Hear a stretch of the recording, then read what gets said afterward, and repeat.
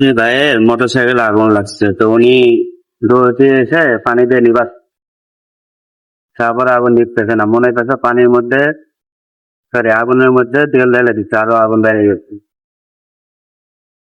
বহুত চেষ্টা করতেছে, উপর থেকে পানি দিচ্ছে, সাইড থেকে পানি দিচ্ছে, তাও আগুন নিভতেছে না। তো দেখতে থাকুন ভিডিওটা। সে মোটর সাইকেল আলা পুরো হতাশ হয়ে তখন দৌড়ে পায়। তো ভিডিওটা দেখতে থাকুন, শেষ করুন। আর ভালো লাগলে অবশ্যই ফলো দিবেন একটা।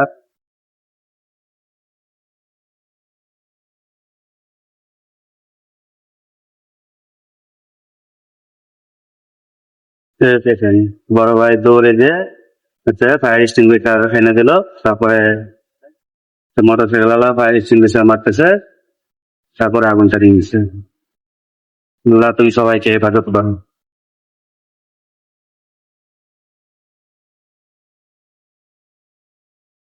দেখতে থাকুন ভিডিওটা, শেষ পর্যন্ত দেখুন।